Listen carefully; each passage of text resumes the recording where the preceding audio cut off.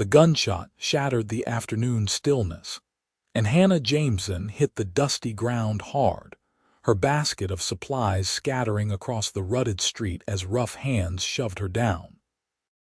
She tasted blood and dirt, heard laughter above her, cruel and mocking, felt the boot press against her spine to keep her pinned while they rifled through her belongings. 23 years of fending for herself, and she'd learned that nobody came running when trouble found you. People in Ruby City, Idaho turned their heads, hurried past, pretended not to see. That was just how things worked when you were alone in this world, when you had no family, no husband, no protector to make men think twice. "Pretty thing like you shouldn't be walking around with a full purse," one of the men said, his breath reeking of whiskey even in the middle of the afternoon. There were 3 of them, drifters by the look of their worn clothes and hard faces. The kind of men who drifted from mining town to mining town in 1878, looking for easy pickings. Maybe we should teach her some manners. Hannah tried to push herself up, but the boot pressed harder, forcing the air from her lungs. She'd been through worse, she told herself. She'd survived worse. The orphanage back in St. Louis, the wagon train west, the fever that took the family who'd hired her as a cook, leaving her stranded in this rough Idaho territory town with nothing but her wages and her determination. She'd always survived alone. Then she heard boots hitting the boardwalk, moving fast, and a voice that cut through the afternoon heat like cold mountain water. "Step away from her. Now." The pressure on her back eased slightly as the men turned. Hannah managed to lift her head enough to see a tall figure approaching, silhouetted against the sun. He moved with a fluid confidence, his hand resting near the revolver on his hip.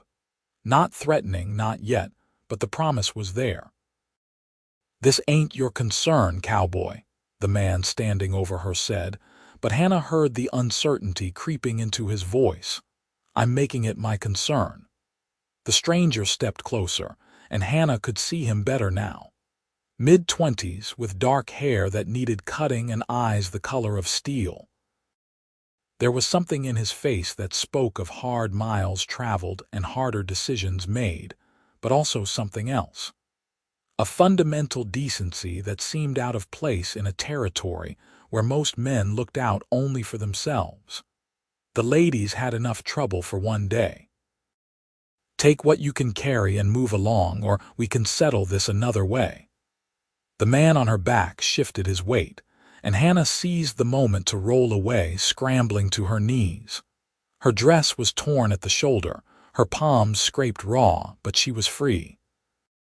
She pressed herself against the wall of the general store, watching as the 3 drifters sized up the cowboy who'd spoken. 3 against 1, the ringleader said. "You sure you want to make this play?" The cowboy's expression didn't change. "I've faced worse odds. Question is whether you want to find out if I'm bluffing, because I promise you I'm not." Something in his tone must have convinced them. The leader spat into the dust, tossed Hannah's small leather purse at her feet, and jerked his head toward his companions. "Not worth it, come on." They slouched away down the street, casting back looks that promised future trouble, but the cowboy stood his ground until they disappeared around the corner. Only then did he turn to Hannah, his expression softening with concern. "Are you hurt, madam?" Hannah found herself staring at him, this stranger who'd done what no one else in Ruby City had ever done for her. Fought for her. Put himself at risk for her. The concept was so foreign that she couldn't quite process it. Her hands trembled as she gathered her scattered purchases, shoving them back into her basket with jerky, uncoordinated movements. "I'm fine," she managed, though her voice came out rougher than she intended. "I'm used to taking care of myself. I can see that." He knelt down to help her, retrieving a tin of peaches that had rolled under the boardwalk. But even the strongest horse needs help sometimes. "Name's Jacob Oliver. Most folks call me Jake." "Hannah." She took the tin from him, acutely aware of how close he was, how his hands were steady where hers still shook. "Hannah Jameson. And I suppose I should thank you, though I don't know why you bothered. Most people wouldn't have." Something flickered across his face, something that looked almost like pain. "That's exactly why I bothered, because most people wouldn't have. Doesn't sit right with me, watching someone get hurt when I could do something about it." He stood and offered her his hand. Hannah hesitated for just a moment before taking it, letting him pull her to her feet. His grip was firm and warm, calloused from hard work but gentle. When she was standing, he didn't immediately let go, and she found she didn't want him to. "Those men might come back," Jake said, his eyes scanning the street. "Where are you staying? I'll walk you home." "The boarding house on 5th Street, Mrs. Patterson's place." Hannah picked up her basket, wincing at the pain in her scraped palms. "But you don't need to trouble yourself. I've been walking these streets alone for 6 months now. Maybe that's the problem." Jake fell into step beside her, his long stride matching her shorter one easily. No one should have to face trouble alone, not when there are decent folks around who could help. Hannah glanced at him sidelong as they walked, trying to figure him out. He wore range clothes, well worn but clean, and his horse was tied up outside the saloon they passed. A working cowboy, then, probably from one of the ranches in the valley. But there was something different about him, something in the way he carried himself that suggested education or at least careful thought. "You're new in town," she said. It wasn't a question. She knew everyone in Ruby City by sight if not by name, and she would have remembered him. "Arrived yesterday. Got hired on at the Triple Bar Ranch about 10 miles north of here. Came in for supplies." He nodded toward his horse. "Didn't expect to play hero if that's what you're thinking. I'm not the type who goes looking for fights. But you don't walk away from them either. Not when someone needs help. My mother raised me better than that." He said it simply, as a statement of fact rather than a boast, and something in Hannah's chest tightened painfully. They reached the boarding house too quickly. Hannah paused at the bottom of the steps leading to the front porch, suddenly reluctant to see him go. It was a foolish feeling, she told herself. He was just being decent, doing what any good man would do. It didn't mean anything. It certainly didn't mean he had any special interest in her. "Thank you again," she said, forcing herself to meet his eyes. "For what you did back there, I won't forget it." Jake's expression grew serious. "Miss Jameson, I need to ask you something, and I hope you won't take offense. Those men, the way they acted, how everyone else just looked away. Is that normal around here? For you, I mean." Hannah felt heat rise in her cheeks, a mixture of embarrassment and anger. "I work as a seamstress. I rent a room, I keep to myself, I don't cause trouble. But I'm alone with no family, no connections. That makes me fair game in some men's eyes. Most people don't want to get involved in other people's problems." "That's not right." Jake's jaw tightened. "You shouldn't have to live like that. It's the way things are." Hannah shifted her basket to her other hip. "I've learned to accept it, to manage. I'm stronger than I look." "I don't doubt that for a second." His eyes held hers, and she saw respect there, genuine respect. "But strong doesn't mean you should have to fight every battle alone. I know we just met, but would you allow me to call on you? Maybe walk you to town when you need supplies. Just until those drifters move on." Hannah's heart hammered against her ribs. Part of her wanted to refuse, to maintain her independence, to not rely on anyone. That was how she'd survived this long. But another part, a part she'd thought long dead, yearned to say yes. To have someone care, even temporarily, even for practical reasons. "I wouldn't want to impose on your time," she said carefully. "It wouldn't be an imposition." Jake smiled, and it transformed his whole face, warming those steel-colored eyes. "Truth is, I don't know many people here yet. It'd be nice to have a friend in town." A friend. Yes, she could accept that, Friends helped each other. There was nothing foolish or romantic about friendship. "All right," Hannah said. "I usually come to town on Saturdays for supplies and to deliver finished sewing orders. If you're serious about the offer, Saturday it is. I'll meet you here at 9 o'clock if that suits you." Jake tipped his hat to her. "You take care of those hands, Miss Jameson, and if those men bother you again before Saturday, you send word to the Triple Bar. I'll come." He left her standing on the steps, her heart doing strange acrobatics in her chest as she watched him swing up onto his horse and ride out of town. She told herself not to read too much into it. He was just being kind, just being decent. It didn't mean anything more. But that night, lying in her narrow bed in her small rented room, Hannah couldn't stop thinking about the way he'd stepped between her and danger without hesitation. The way he'd looked at her with respect rather than pity. The way he'd made her feel for the first time in her life, like someone worth fighting for. Saturday arrived with golden summer sunshine spilling over the Awahi Mountains. Hannah had barely slept, alternating between excitement and self-recrimination for caring so much. She'd changed her dress 3 times before settling on her blue calico, the one that brought out her eyes, then felt foolish for even thinking about such things. This was practical. He was being helpful. That was all.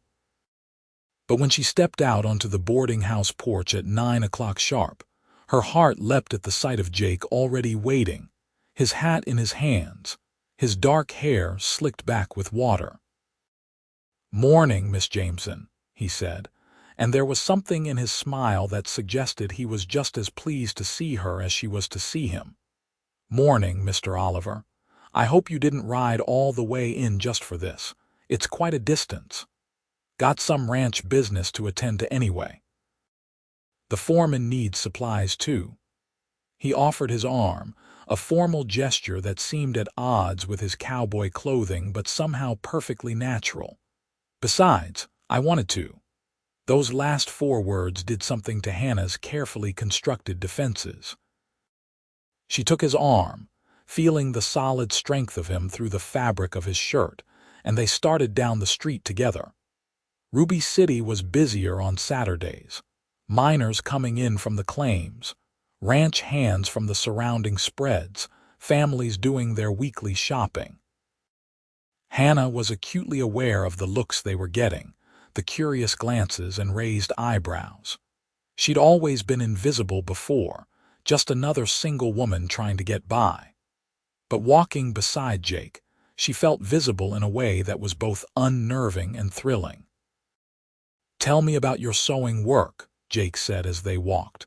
"How'd you come to that trade? Necessity, mostly."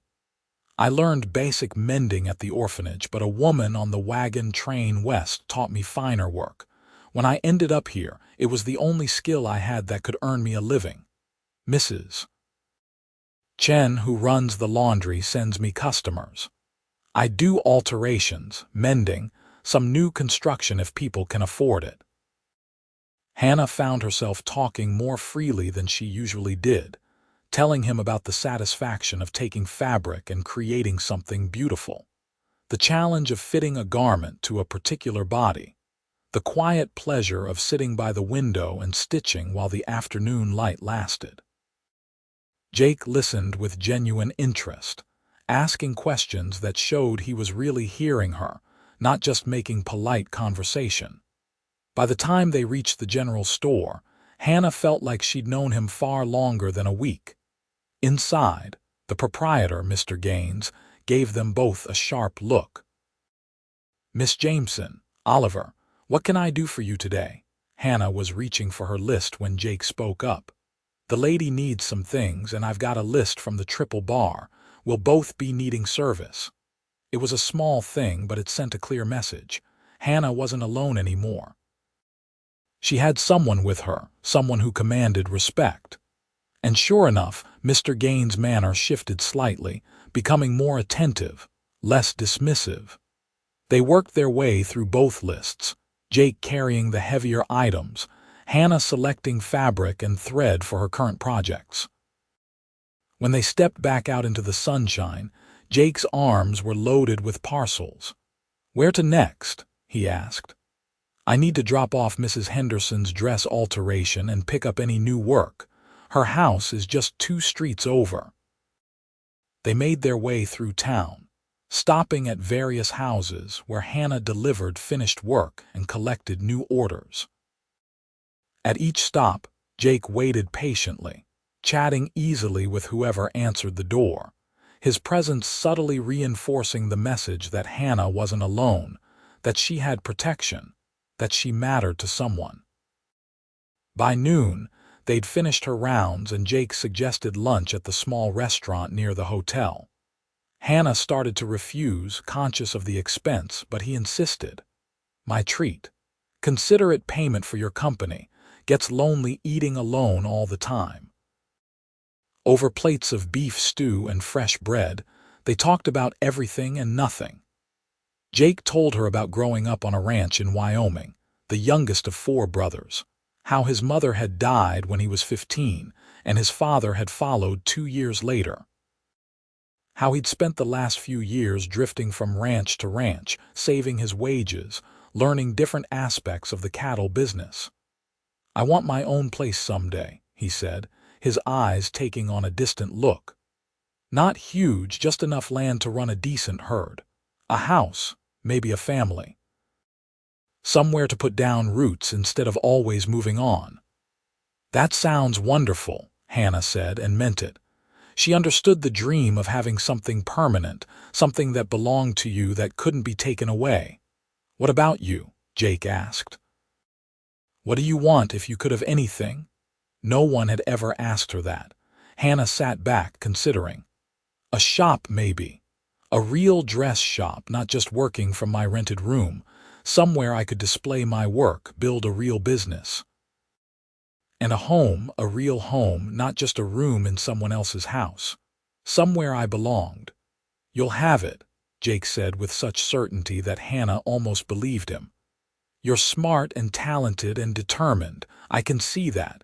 You'll build exactly what you want." The way he looked at her when he said it made Hannah's breath catch. There was admiration in his eyes, but also something warmer, something that made her feel beautiful and valued and seen in a way she'd never experienced before. They lingered over coffee, reluctant to end the afternoon, but eventually the sun began its descent toward the mountains, and Jake had to start back to the ranch. "Can I see you next Saturday?" he asked, as they stood outside the boarding house once more. "I know the drifters have moved on, but I'd like to anyway. If you'd like to, that is." "I'd like that very much," Hannah said softly. Jake's smile could have lit up the whole territory. He took her hand, holding it gently in both of his, mindful of her healing scrapes. "Until next Saturday then, Miss Jameson." "Hannah," she corrected. "Please call me Hannah." "Hannah." He said her name like it was something precious. "Until Saturday, Hannah." The summer weeks flowed by in a haze of golden warmth and growing connection. Every Saturday, Jake rode into town, and every Saturday, Hannah found herself watching for him with increasing anticipation. They fell into an easy pattern, doing her errands together, sharing meals, talking about everything under the sun. Jake told her about the triple bar, about the boss's daughter who kept trying to flirt with him, and how he'd politely but firmly discouraged her. About the other ranch hands, the ones he got along with and the ones he didn't. About breaking horses and mending fences and the brutal beauty of the Idaho wilderness. Hannah told him about her customers, the funny requests and the difficult ones. About Mrs. Patterson, her landlady, who was strict but fair. About the loneliness of her life before, how strange and wonderful it felt to have someone to look forward to seeing. They didn't talk about what was happening between them, the way their hands found excuses to touch, the way their eyes lingered on each other when they thought the other wasn't looking, the way every goodbye became harder. In August, the triple bar threw a barn dance for the ranch hands and their families, and Jake asked Hannah to accompany him. She spent a week making herself a new dress, pale green with tiny flowers embroidered at the collar and cuffs, and when Jake called for her in a borrowed wagon, his eyes widened. "You look beautiful," he said, and there was no artifice in it, just honest appreciation that made Hannah's heart soar.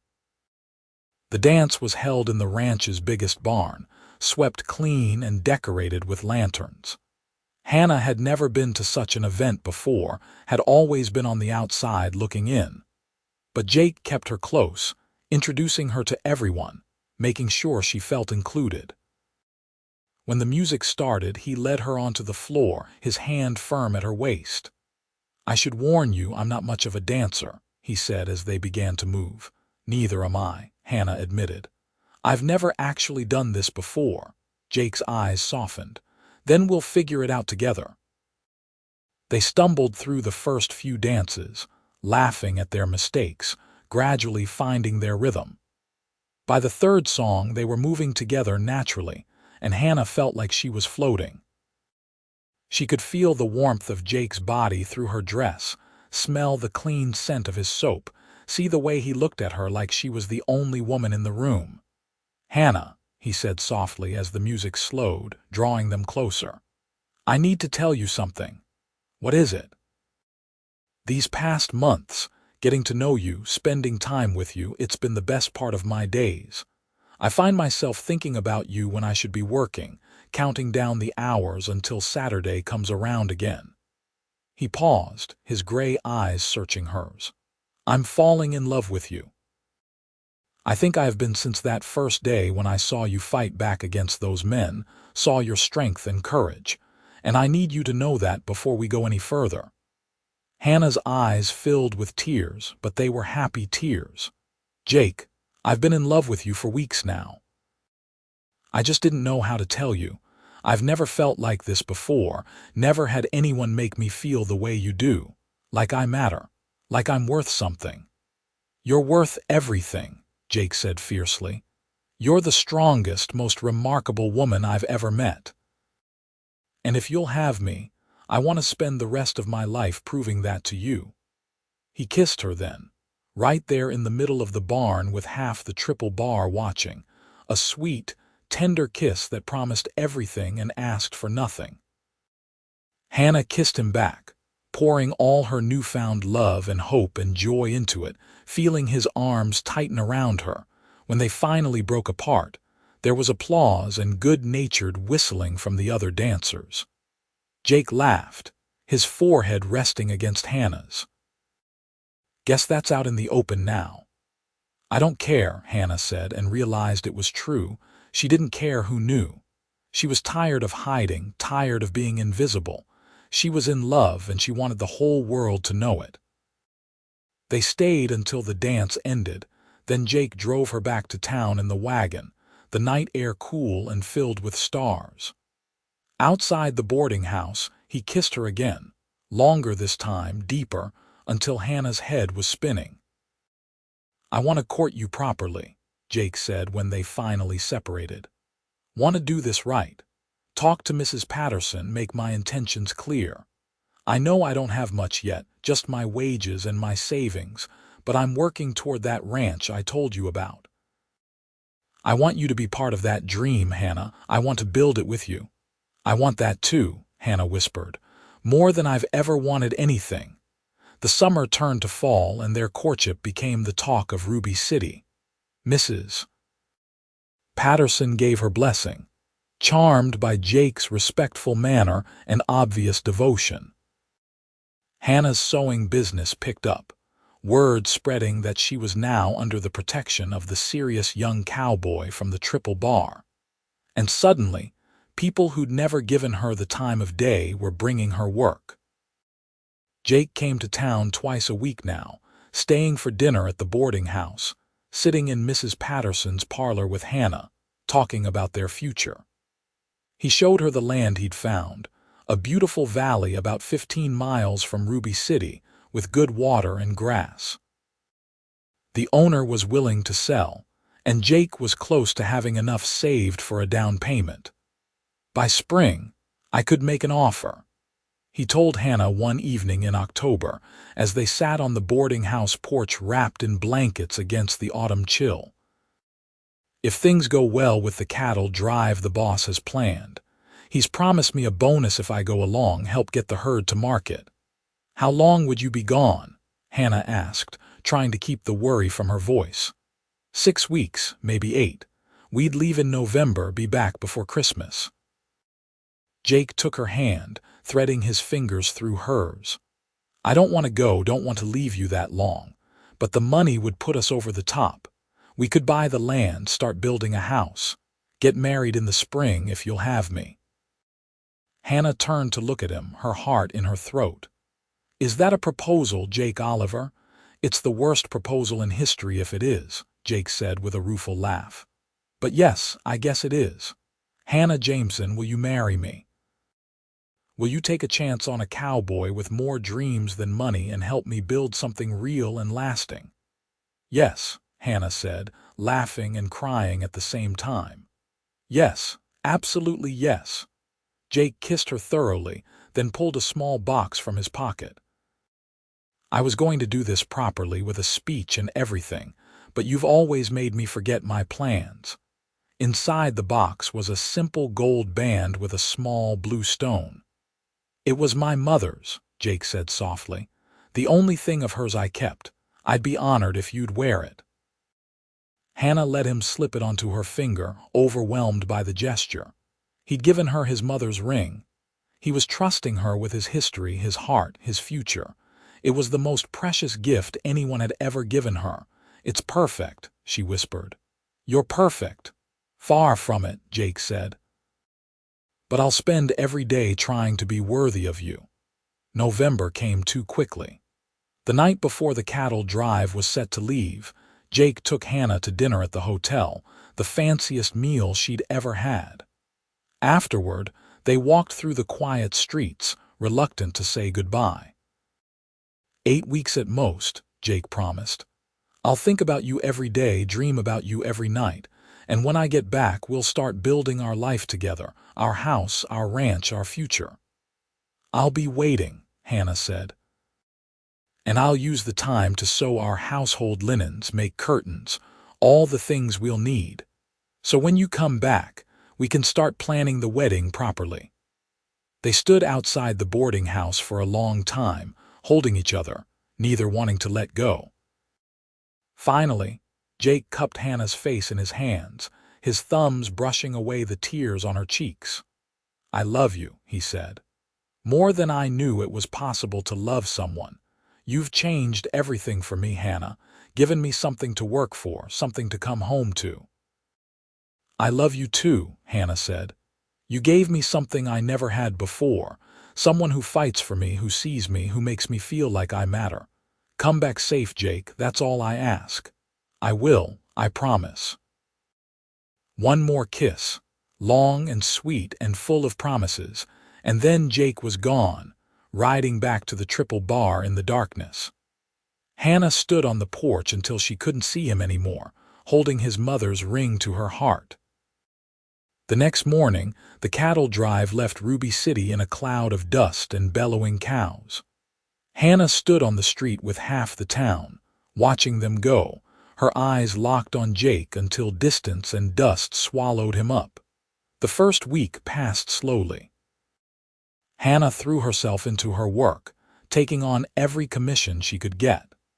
She sewed curtains for the windows Jake had described in their future home, embroidered pillowcases, made table linens. Every stitch was a prayer for his safe return.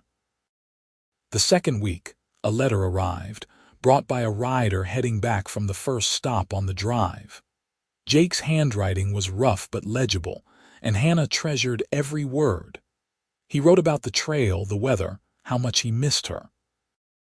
He ended by saying he was counting the days until he could hold her again.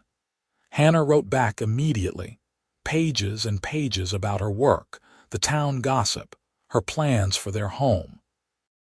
She wrote about how empty her Saturdays felt without him, how she found herself looking for him everywhere, still not quite used to his absence.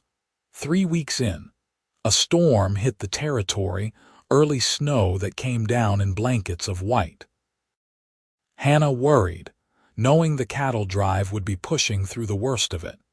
She imagined Jake out there in the cold, dealing with frightened animals and treacherous conditions, and she couldn't sleep for worrying.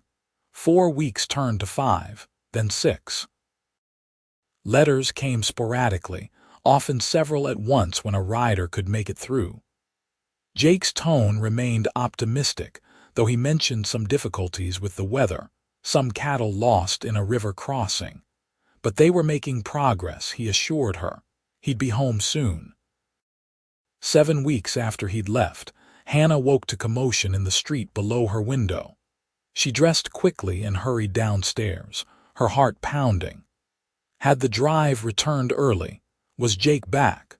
But the man dismounting from his exhausted horse outside the boarding house wasn't Jake.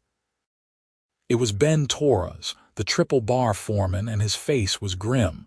"Miss Jameson," he said, pulling off his hat. "I need to talk to you." Hannah's world tilted. "Jake, something happened to Jake." There was an incident near the railhead. Some rustlers tried to take part of the herd. "We fought them off, but Jake took a bullet protecting the cattle." Ben's voice was heavy with regret. "He's alive, but he's in bad shape. The doctor in Boys has him, says it's touch and go." Hannah felt like she couldn't breathe. "How bad?" "Bad enough that I rode 2 days straight to get here." "He keeps asking for you, Miss Jameson. The doctor says if he has a reason to fight, it might make the difference." Ben met her eyes. "I've got a fresh horse saddled. If you want to come, we can leave within the hour." Hannah didn't hesitate. "I'm coming. Just let me pack a bag." She ran back inside, threw essentials into a carpet bag, left a note for Mrs. Patterson. Within 45 minutes, she was on a horse beside Ben, riding out of Ruby City as fast as the animals could manage. The journey to Boys was a blur of changing horses, snatched moments of rest, and constant, gnawing fear. Ben filled in the details as they rode. The rustlers had come at night, trying to stampede the herd. Jake had been at the edge of the camp and had taken the first bullet, but he'd raised the alarm, saved most of the cattle and probably several lives. "He's one of the bravest men I've ever known," Ben said. "Didn't think twice about putting himself in danger. That's just who he is." Hannah knew that. Had known it from the first moment when he'd stepped between her and those drifters without hesitation. Jake fought for what mattered to him, protected the people he loved. It was who he was, down to his core. They reached Boys on the evening of the second day. The doctor's office was above the general store, and Ben led Hannah up the stairs, knocking quietly on the door. An older man with tired eyes answered. "You must be Miss Jameson. Ben told me you'd be coming. I'm Dr. Williams." "How is he?" Hannah demanded. "Can I see him?" "He's weak. The bullet lodged near his lung and I had to operate. There's risk of infection, of pneumonia. But he's young and strong and he's been fighting. Maybe having you here will help." Dr. Williams stepped aside. "He's in the back room. Try not to tire him too much." Hannah barely heard him.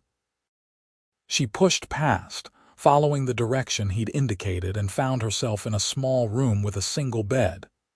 Jake lay there, pale as the sheets, his chest wrapped in bandages, his breathing shallow and labored. "Jake," she whispered, rushing to his side. His eyes fluttered open, and for a moment they were unfocused. Then they found her face, and something like relief washed over his features. "Hannah, you came." "Of course I came. I love you, you stubborn man. What were you thinking, getting yourself shot?"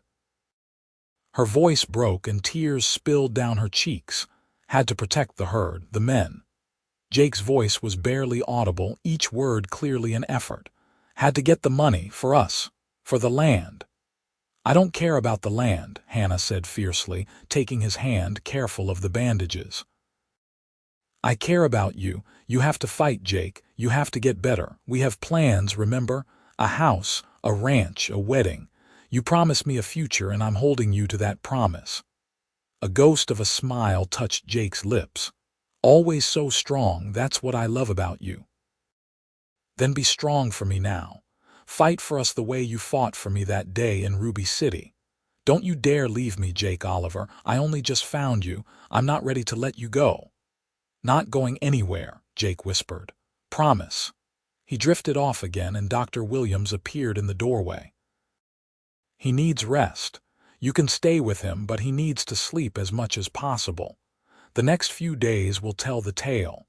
Hannah pulled a chair to the bedside and settled in. "I'm not leaving him." She kept vigil all night, holding Jake's hand, talking to him when he was awake enough to hear her, praying when he wasn't. She told him about all her plans for their home, described every curtain and pillowcase she'd sewn, reminded him of every wonderful moment they'd shared. She told him about the life they'd build together, the children they'd have, the years ahead of them. Sometimes Jake squeezed her hand or murmured responses. Sometimes he was too out of it to react. But Hannah kept talking, kept holding on, kept willing him to live. The first day passed, then the second. Jake's fever spiked on the third day, and Dr. Williams warned Hannah to prepare for the worst. But Hannah refused to believe it.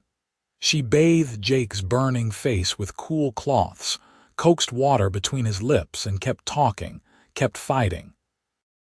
On the fourth day, the fever broke.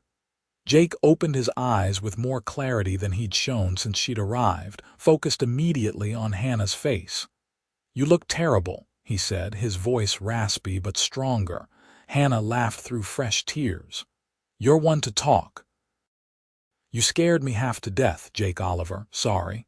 He managed a weak smile. "But I told you, not going anywhere, have to marry you in the spring." "Yes, you do, so you'd better concentrate on getting well." Hannah kissed his forehead gently. "I love you so much, love you too, always will." The recovery was slow but steady.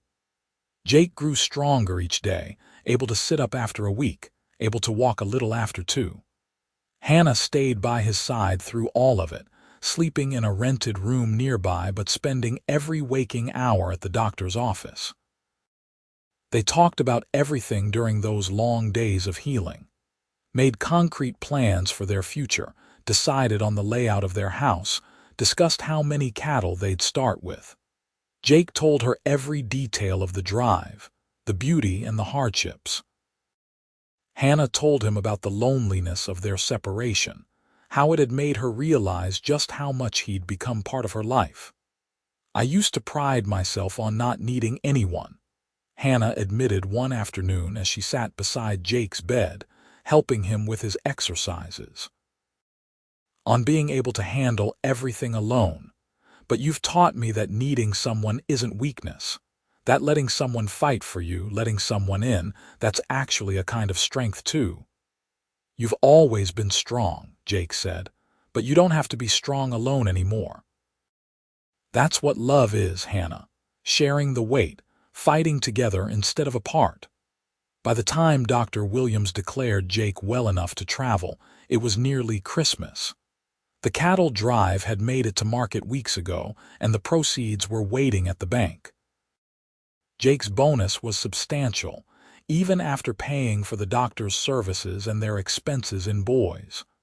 "We can buy the land," Jake told Hannah as they prepared to return to Ruby City. "Can start building come spring, just like we planned. Except now, I'll be building it grateful for every day, knowing how close I came to losing it all." They traveled back slowly, mindful of Jake's healing wound. Ben Torres had gone ahead to let everyone know they were coming, so when they rode into Ruby City 2 days before Christmas, half the town turned out to greet them. Mrs. Patterson hugged Hannah like a daughter, scolding her for worrying everyone and praising her for her devotion in the same breath. The ladies from the church brought food and well wishes. Even Mr. Gaines at the general store offered his congratulations on Jake's recovery.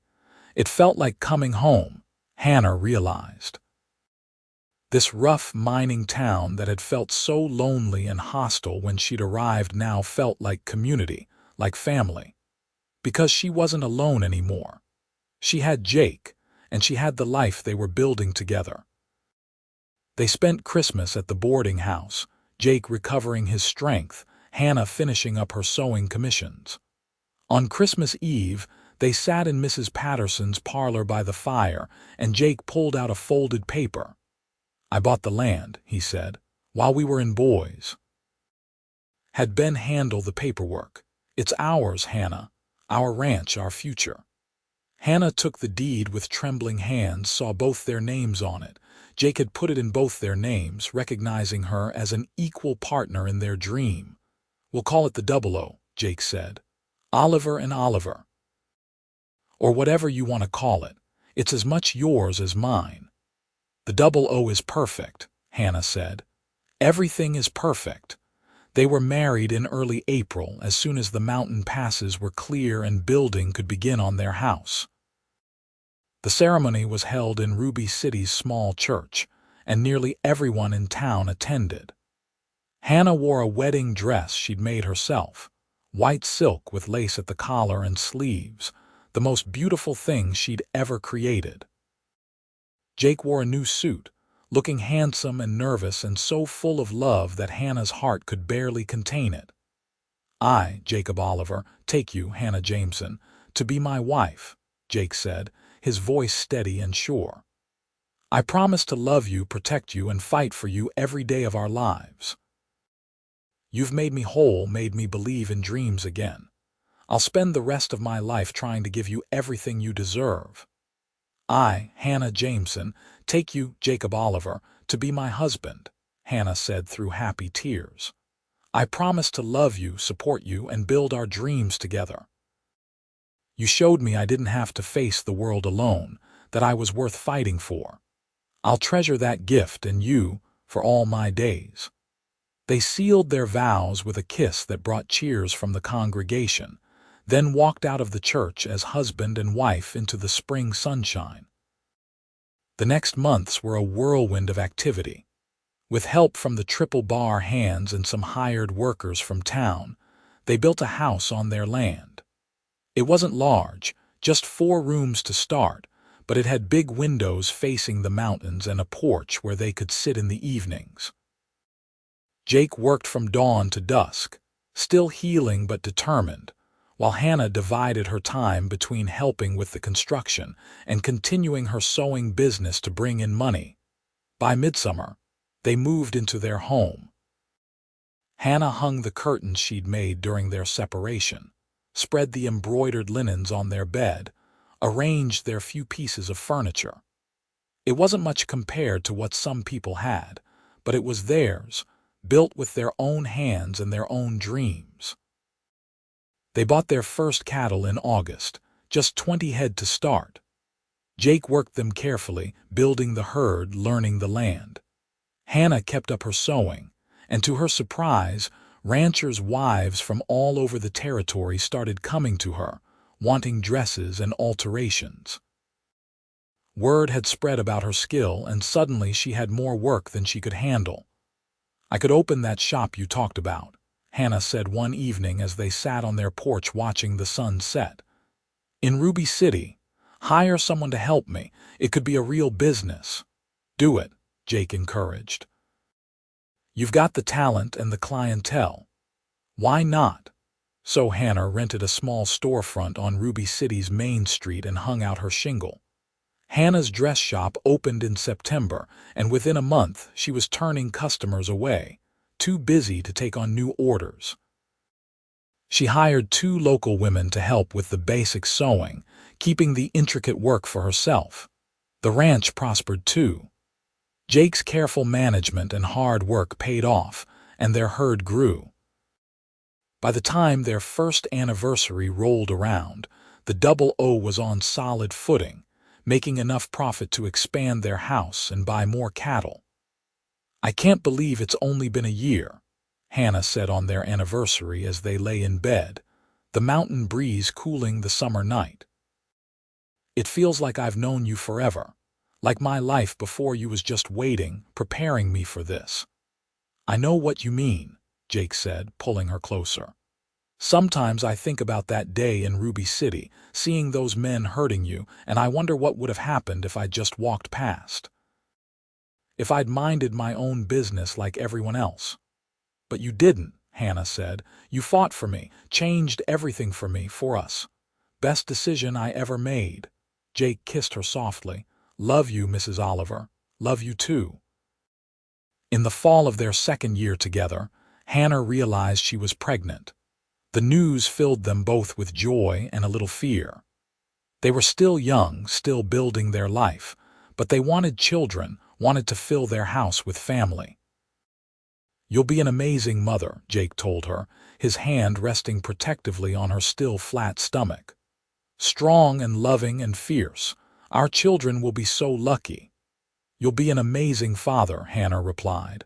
Patient and kind and protective, everything a child needs. Their son was born in June of 1881, a healthy, squalling boy they named James, after Jake's father. He had his father's dark hair and his mother's determination, making his presence known from the moment he entered the world. Hannah had never known love like what she felt holding her son, seeing Jake's face as he cradled the tiny baby. This was family, real family, the thing she'd dreamed of her whole life. Not people obligated to care for her, not people paid to house her, but her own family, bound by love and choice. Thank you, Jake whispered as he sat beside Hannah's bed, James sleeping peacefully in his arms, for giving me this, for building this life with me. Thank you for fighting for me, Hannah said, for seeing me when no one else did, for changing everything. The years flowed by, marked by growth and love and the occasional hardship. They added on to the house as their family grew, welcoming a daughter, Lily, 2 years after James, and then another son, Samuel, 3 years after that. Hannah's dress shop flourished, becoming one of the most successful businesses in Ruby City. She employed 6 women at its peak, and her designs were sought after by wealthy women throughout the territory. But she never forgot where she'd come from, never forgot what it was like to be alone and struggling. She made a point of hiring women who needed a chance, who needed someone to fight for them the way Jake had fought for her. The Double O grew into one of the most respected ranches in Idaho, known for quality cattle and fair dealing. Jake took on a few hands as the operation expanded, but he still worked alongside them, never asking anyone to do something he wouldn't do himself. He was a good boss, respected by his workers, and he passed those values on to his sons as they grew old enough to help with the ranch work. On their 10th anniversary, Jake surprised Hannah with a trip back to Ruby City, arranging for the children to stay with friends. He took her to dinner at the hotel, the same place they'd eaten the night before he'd left on the cattle drive that had nearly ended everything. Remember this place? Jake asked as they settled at their table. I remember everything about that night, Hannah said. I remember being scared to say goodbye, scared something would happen. And then it did, and I thought I might lose you before we'd really begun. But you didn't lose me. You fought for me, Hannah. Rode 2 days to reach me, stayed by my side, willed me back to health. You saved my life. You saved mine first, Hannah pointed out. That day in the street, you gave me everything, Jake. A home, a family, a life I never dreamed I could have. You showed me I was worth fighting for. You've always been worth fighting for, Jake said seriously. From the moment I saw you, even before I knew your name, I knew that.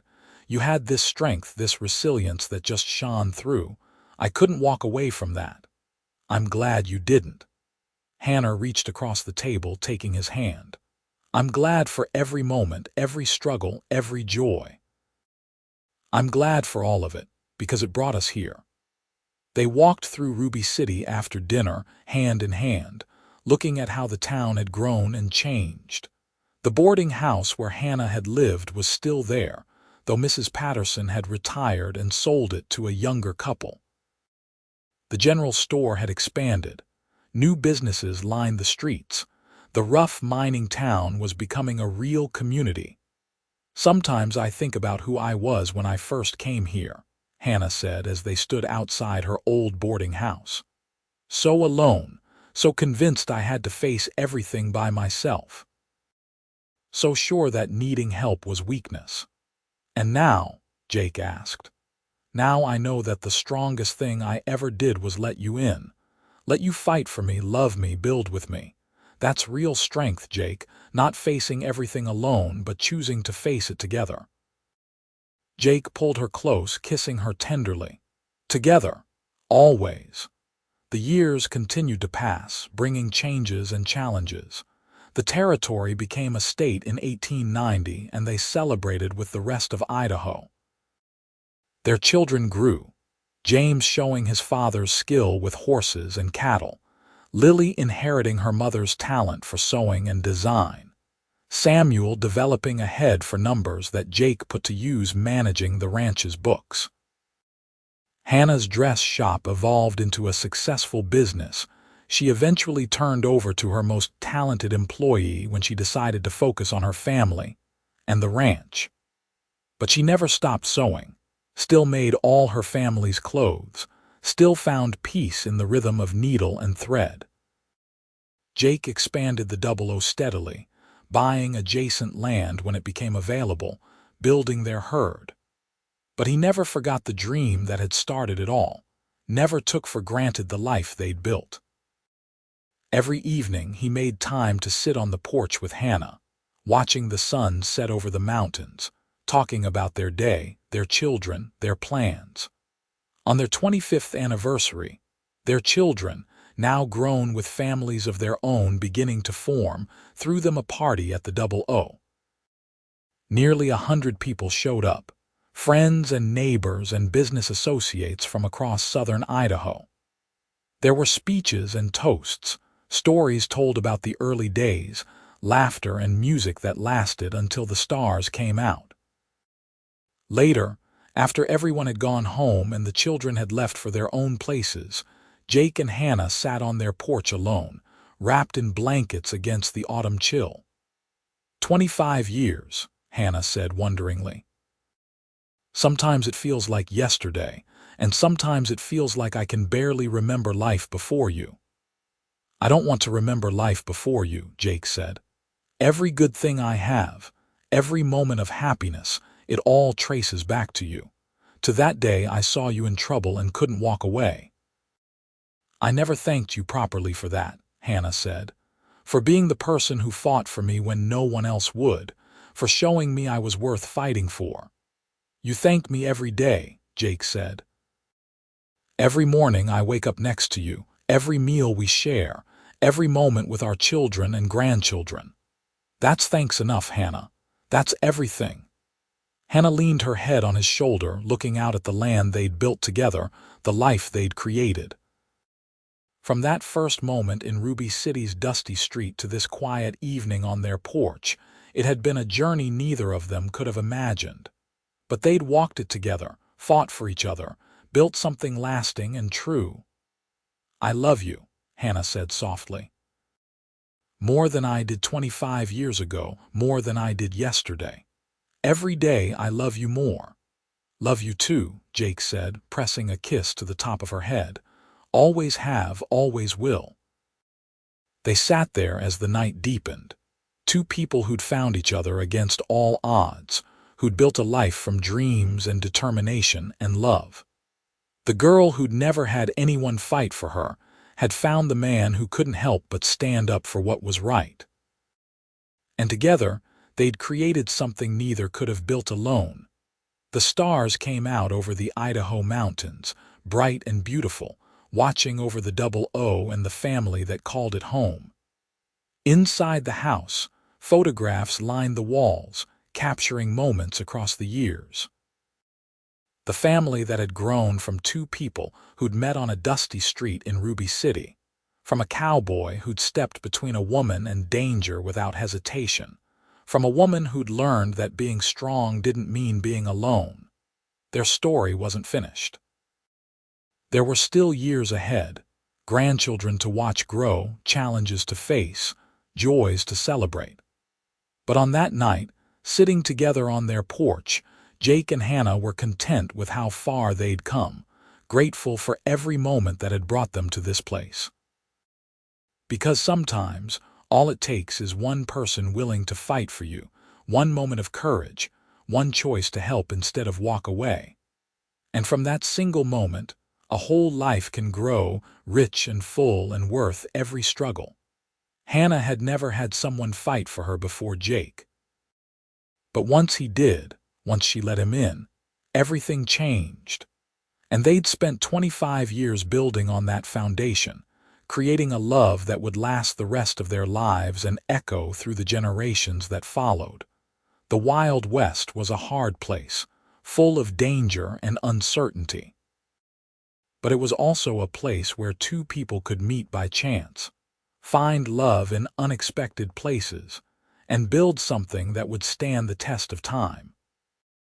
Jake and Hannah's story was one of those rare, beautiful moments when everything aligned just right, when courage and love combined to create something extraordinary.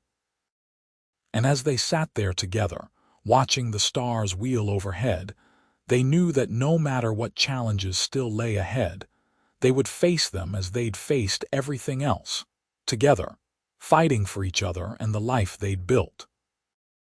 That was their promise, made that first day in Ruby City and renewed every day since, to stand beside each other no matter what came, to be each other's strength and shelter, to fight for their love and their family with everything they had.